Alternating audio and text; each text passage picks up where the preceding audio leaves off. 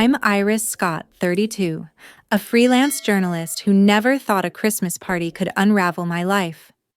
Every morning in Port Townsend, Washington, I sift through emails at my cluttered desk, a habit I've kept for years. Today, an invitation from my mother hit my inbox summoning me to a Christmas gathering at the Bayside Inn. My stomach churned when I saw my father's name on it too. Someone I hadn't faced in 24 years, not since their ugly divorce when I was 8. I froze, the screen blurring as memories surged, my mother's hushed voice saying my father didn't care about me, the fights that shook our house the day we left him behind. I wanted to believe this party could be different, a chance to sit across from them, share a toast, maybe feel like a family again. But the knot in my gut told me otherwise. Those old wounds, the lies, the silence, the years without a word from him weren't so easily buried. I could still hear their voices, sharp and bitter, tearing each other apart while I hid in my room. And then, at the party, it all exploded. My parents stood, glasses raised, and declared, "She doesn't remember anything from back then, so let's move on." Their words sliced through me like a blade. They thought I'd forgotten the pain, the betrayal, the truth of those years. But I remembered every single moment, and I wasn't about to let them erase my story in front of everyone. If a family secret ever turned your world upside down, drop it in the comments. Subscribe for more raw stories that hit right at the heart of family drama. The words my parents spoke at that Christmas party, claiming I didn't remember anything, kept echoing in my head. But the truth was, I remembered everything. I'm Iris Scott, and the story of how I lost my father, Edward Scott, and grew up under my mother's, Susan Boyd's, shadow started 24 years ago. I was 8 when their marriage fell apart in a storm of shouting matches and slammed doors. Edward was an architect, always sketching blueprints late into the night. Susan worked at a bank, her days filled with numbers and stress. They were happy once or so, I thought, until the fights became our nightly routine. It started subtly. Mom would snap at Edward for missing dinner, saying he cared more about his buildings than us. He'd fire back that her long hours at the bank left him no choice but to work late. I'd hide in my room, clutching my stuffed bear, listening to their voices rise. By the time I was 7, they barely spoke without arguing. One night, I overheard Mom on the phone laughing softly with someone who wasn't Edward. I didn't understand then, but it planted a seed of doubt. When they sat me down to announce the divorce, I wasn't surprised. Edward packed a suitcase, his face tight with pain, and told me he'd see me soon. I believed him until Mom made sure he couldn't. We moved from our small house in Seattle to a cramped apartment across the state. Mom said it was for a fresh start, but I knew it was to keep Edward away. He was supposed to have weekends with me per the custody agreement, but Mom always had an excuse. "Your father's too busy," she'd say, or "He canceled again." I'd wait by the window hoping to see his car, but it never came. Edward sent letters, handwritten notes with my name in his neat slanted script, and small gifts like a book of fairy tales or a bracelet with a tiny star charm. I only saw a few before Mom started intercepting them. Once I found a letter in the trash, torn in half, promising he'd take me to the zoo. I pieced it together, hid it under my pillow, but never told Mom. She'd made it clear Edward didn't want me. By the time I was 10, we moved again, this time to a different state. Mom married a man named John, a quiet accountant who treated me kindly, but never felt like family. Edward's visits stopped entirely. Mom told me he'd moved on, started a new life, maybe even a new family. I believed her because, what else could I do? I was a kid, and she was my world. But the hurt lingered, a dull ache that grew sharper on birthdays, when no card arrived on Christmases, when I wondered if he even remembered me. I stopped asking about him, burying the pain under schoolwork and dreams of becoming a journalist. Years passed. I went to college, studied journalism, and built a life of my own. After landing a freelance gig, I moved to Port Townsend, Washington, not knowing Edward lived nearby. I'd heard through a mutual friend he'd settled there, after retiring alone, no new family like Mom had claimed. The news stirred something in me, anger maybe, or curiosity, but I couldn't bring myself to reach out. What was there to say after 24 years he'd abandoned me? Or so I thought. Mom had drilled that story into me. Edward walked away, chose his career over us, didn't care enough to fight for his daughter. But those letters I'd found as a kid told a different story. When I was 12, I'd snuck into Mom's attic looking for old toys and found a box stuffed with envelopes all addressed to me in Edward's handwriting. Birthday cards, Christmas wishes, even a note congratulating me on my spelling bee win. Most were unopened, hidden away like they didn't exist. I read them in secret, my hands shaking, realizing Edward had never stopped trying. I confronted Mom once, asking why she'd kept them from me. She brushed it off, saying they'd only confuse me, that Edward wasn't worth my tears. I was too young to push back, so I let it go, but the betrayal stuck with me. When I turned 18, Edward sent a letter directly to me, somehow finding my dorm address. It was long, 3 pages explaining the divorce, how he'd fought for me, how Mom had blocked him at every turn. He included his phone number, said he'd wait for my call. I held that letter for days, torn between wanting to hear his voice and fearing another lie. In the end, I didn't call. Mom's warnings echoed louder than his words. When I graduated college, he sent a check for $5,000 with a note. "For your dreams, Iris." I tore it up, sent the pieces back, convinced he was trying to buy my forgiveness. That was the last I heard from him until the Christmas party invitation. Living in Port Townsend, I'd catch myself scanning crowds, wondering if I'd spot Edward by chance. A tall man with graying hair at the grocery store, a figure walking past my office. Each time my heart would race, then sink. I told myself I didn't care, that I'd moved on, but deep down I wanted answers. Why did he let Mom erase him from my life? Why didn't he fight harder? The invitation brought all those questions roaring back. Mom had sent it, but Edward's name was on it too, like a taunt. I could have ignored it, stayed home, kept the past buried. But something in me, maybe stubbornness, maybe hope, made me decide to go. I called my best friend to talk it over. He'd known me since college, seen me through breakups and deadlines, and he knew about my family's mess. "You sure about this, Iris?" he asked, his voice steady but concerned. "It's been 24 years. What if it's a disaster?" I laughed, but it came out hollow. "It's already a disaster," I said. "I just want to know why they think I don't remember."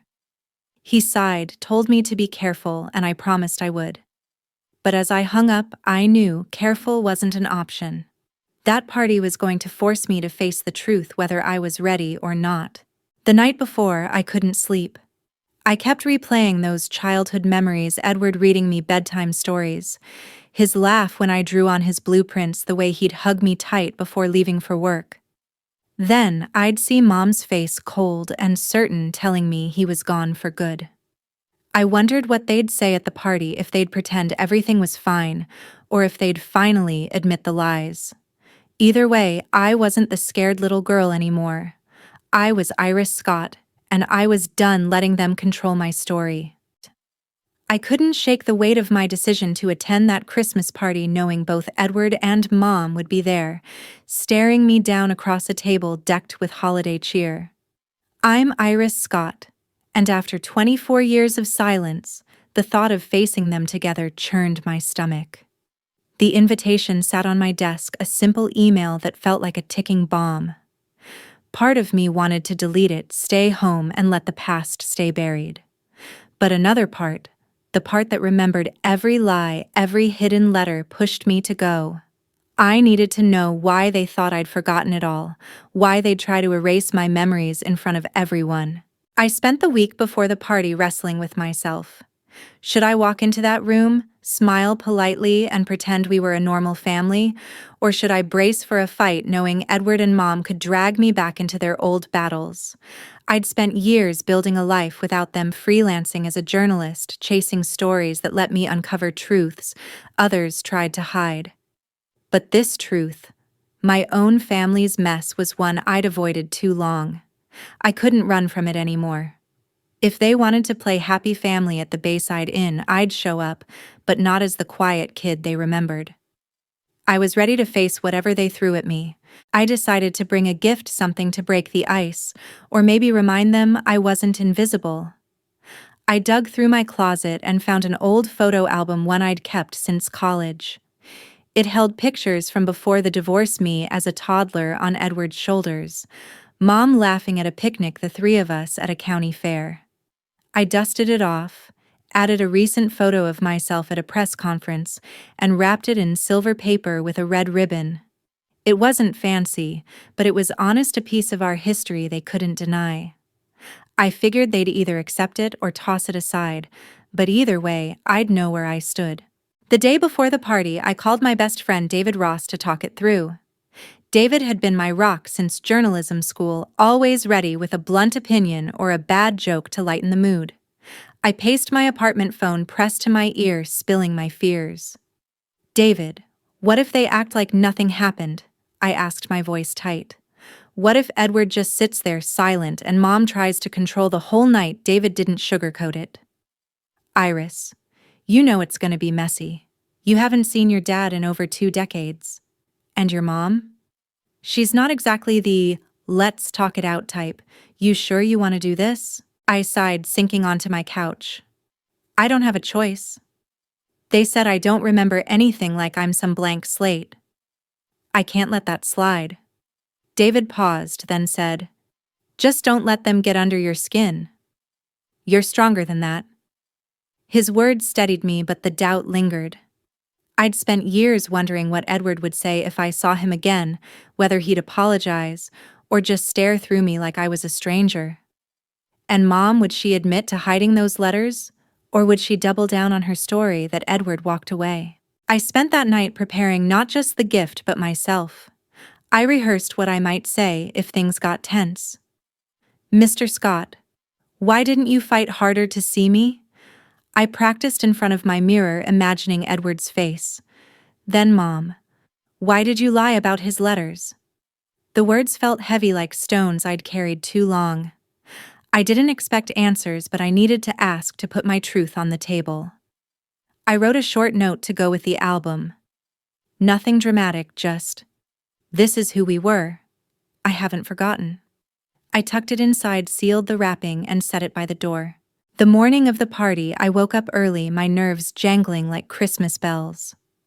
I pulled on a simple red dress, something festive but not flashy, and checked my reflection. My eyes, gray like Edward's, stared back, determined but tired. I grabbed the album and headed to the car, my hands gripping the wheel tighter than usual as I drove to the Bayside Inn. The whole way I kept thinking about that moment at the party when they'd stood up and dismissed my memories. I wasn't just going to sit there and take it. I'd spent too many years silent, letting their version of the truth define me. When I pulled into the parking lot, I sat for a minute, staring at the inn's glowing lights. My husband Benjamin had offered to come with me, but I'd told him to stay home. This was my fight, not his. Benjamin had met Mom a few times, always polite, but distant, and he'd never met Edward. "You don't need to deal with this mess," I'd told him, and he'd nodded, kissing my forehead. "Call me if you need me," he said. I promised I would, but I knew I'd face this alone. Before heading inside, I called David again, needing one last pep talk. "You got this, Iris," he said, his voice firm. "They don't get to rewrite your story anymore." I took a deep breath, clutching the album, and stepped out of the car. The party was hours away, but I wanted to get there early, scope out the room, maybe catch Mom or Edward off guard before the crowd arrived. Whatever happened, I was done being the kid who waited by the window for answers that never came. Tonight, I'd demand them. I stepped into the Bayside Inn, the weight of the photo album tucked under my arm, my heart pounding like it was trying to break free. I'm Iris Scott, and tonight was supposed to be a festive Christmas party, but I knew it could turn into a battlefield. The room buzzed with chatter, guests in sweaters and scarves mingling under twinkling lights. I scanned the crowd, spotting my mother Susan Boyd near the bar, laughing with a group of friends. Edward Scott. My father stood by a table talking to an older couple, his face unreadable. I hadn't seen him in 24 years, but those gray eyes mine locked onto me for a split second before he turned away. I took a deep breath, set the album on a gift table, and found a seat near the back, hoping to stay unnoticed for now. The party kicked off with clinking glasses and holiday toasts. I sipped my wine, watching Mom work the room, all smiles like she hadn't spent decades rewriting my past. Edward kept his distance, but I caught him glancing my way, his expression guarded. I wondered if he felt the same knot in his stomach I did. My husband Benjamin wasn't here. He'd stayed home at my insistence, but I wished for his steady hand to ground me. My best friend David's words echoed in my head. Don't let them get under your skin. Easier said than done. Halfway through the evening, the host called for toasts. Susan stepped up first, her voice bright as she thanked everyone for coming. This Christmas means so much to us, she said, gesturing to Edward, who joined her reluctantly. It's a time to celebrate family, to move past old hurts. Then Edward spoke, his tone measured. We've had our challenges, but our daughter doesn't remember those days. She was too young. Let's raise a glass to new beginnings. Susan nodded, adding, She doesn't remember anything from back then, so let's move on. Their words sliced through me like a blade. I gripped my glass, my knuckles white, as every eye in the room turned to me.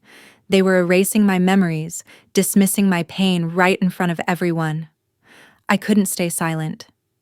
I stood my chair, scraping loudly against the floor, and all conversation stopped.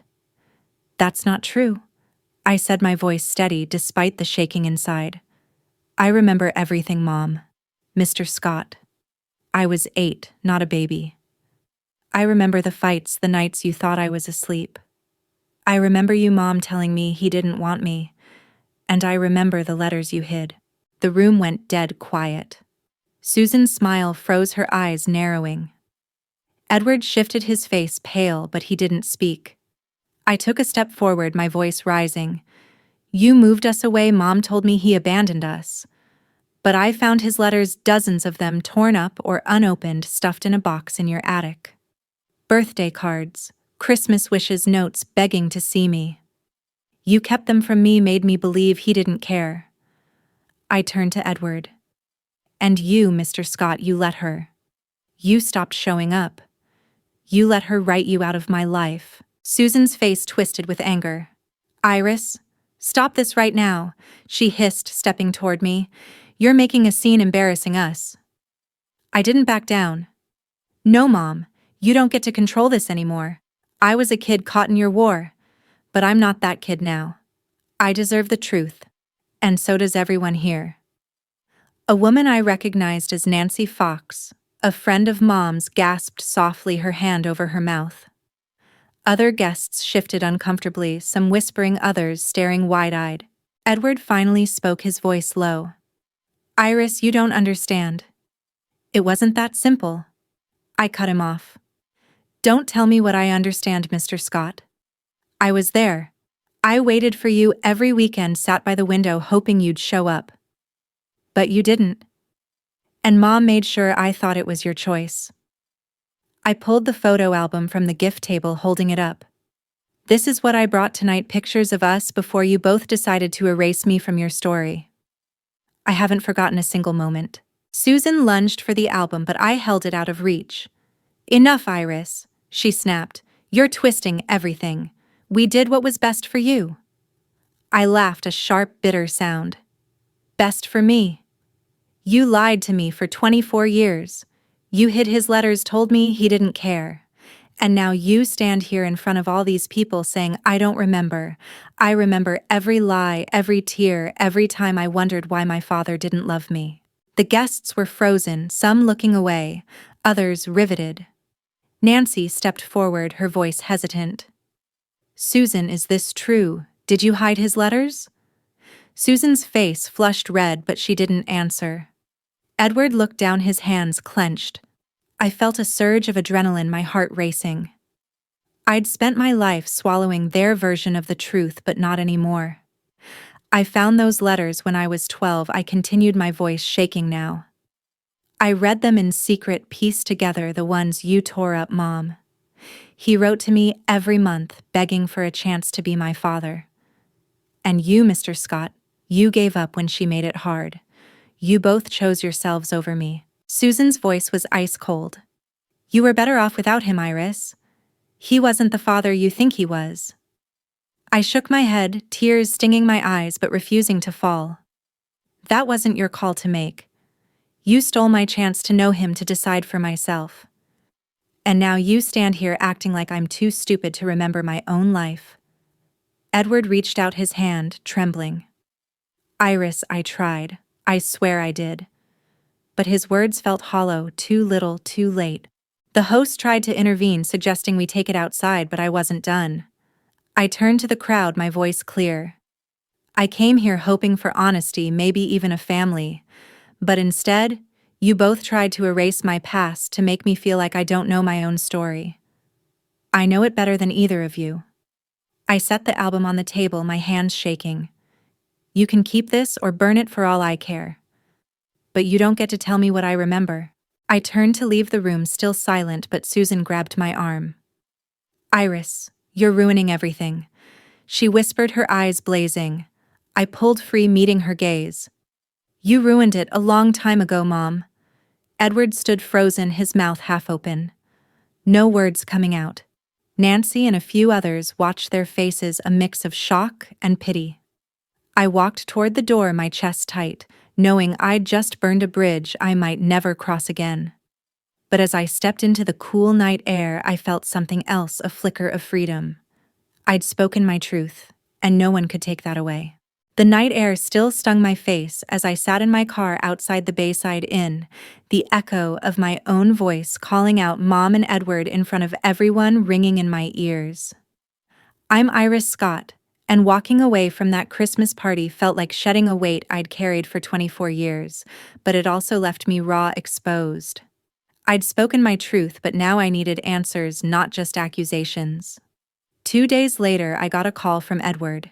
His voice was hesitant, asking to meet at a small cafe in Port Townsend, just the two of us. I agreed, not because I trusted him, but because I needed to hear what he'd say face to face without Mom's shadow looming over us. I arrived at the cafe early, clutching a cardboard box I'd found in Mom's attic the day after the party. I'd driven to her house unannounced while she was at work. The attic was a mess of old clothes and forgotten furniture, but in a dusty corner I found a box labeled Iris's stuff. Inside were letters, some torn, some unopened, all in Edward's handwriting. There was also a small wooden music box, the kind that played a lullaby when you wound it up. I remembered it from when I was 5, sitting on Edward's lap as it chimed. Mom had told me it was lost when we moved. Another lie. I brought the box to the cafe, not sure if I'd show it to him, but needing it close, like proof of my memories. Edward walked in, his gray hair thinner than I remembered, his eyes the same gray as mine, wary. He sat across from me, hands folded tightly. "Iris," he started, his voice low, "I didn't expect you to say all that at the party. I'm sorry it came to that." I stared at him, my fingers tracing the edge of the box. "Mr. Scott," I said, keeping my tone cold, "you stood there with Mom saying I don't remember anything. But I do. I remember waiting for you, believing you didn't care. Why didn't you fight harder to see me?" He flinched, looking down at his coffee. "I tried, Iris. I swear I did. Your mother, Susan, made it impossible. She canceled visits, said you were sick or busy. When you moved away, I drove 300 miles every month, but she'd cut our time short, always watching, always interrupting." I leaned forward, my voice sharp. "You're an adult, Mr. Scott. You could have gone to court, fought for your rights. Instead, you gave up. I was 8, not invisible." He shook his head, his face tight. "I didn't want to drag you through a legal mess. I thought it would hurt you more." I opened the box, pulling out a stack of letters. "Then explain these," I said, sliding them across the table. Dozens of letters, birthday cards, Christmas notes, all to me. Mom hid them, but you kept writing. Why stop? Why let her win? Edward's hands trembled as he touched the envelopes, his eyes scanning his own handwriting. I wrote for years, he said softly. When you were 18, I sent a letter to your college explaining everything: the divorce, the fights, how Susan blocked me. I got no reply. Then you sent back that check I sent for your graduation torn to pieces. I thought you hated me. I froze, my breath catching. I didn't tear up that check, I said, my voice barely above a whisper. Mom told me it was from a distant cousin, just a blank card. I never saw it. Edward's eyes widened, a mix of shock and pain crossing his face. Susan, he muttered almost to himself. She never stopped. I felt my chest tighten, anger and hurt twisting together. So you both lied, I said. Mom hid your letters, told me you didn't care. And you believed I rejected you without even checking. You both chose to leave me in the dark. He reached out his hand, hovering over mine, but I pulled back. Iris, I didn't know, he said, his voice breaking. I thought you wanted nothing to do with me. I moved to Port Townsend to be closer, hoping you'd reach out someday. I laughed, a bitter sound. You moved here and never once knocked on my door. I've been in this town for 3 years, Mr. Scott. 3 years, and you stayed silent. He looked away, his jaw tight, no answer to give. I pushed the music box toward him. Do you remember this? I asked, winding it up. The soft lullaby filled the air, and for a moment I saw the man who used to sing me to sleep. His eyes glistened, but I didn't soften. Mom said it was lost. Another lie to erase you from my life. But I found it along with your letters. I was a kid caught in your war, and neither of you fought for me. You fought for yourselves. Edward's voice was barely audible. I'm sorry, Iris. I should have done more. I shook my head, my throat tight. Sorry doesn't fix 24 years, Mr. Scott. I grew up thinking my father didn't love me, that I wasn't worth fighting for. And Mom, she built a wall of lies to keep you out. But she hurt me just as much. I stood grabbing the box, my hands shaking. I came here hoping for the truth, but all I see is 2 people who used me to protect their own stories. Edward looked up, his face pale. Iris, please. Give me a chance to make this right. I stepped back, my heart pounding. You had 24 years to make it right. You both did. I thought of my husband Benjamin waiting at home, always steady, always honest.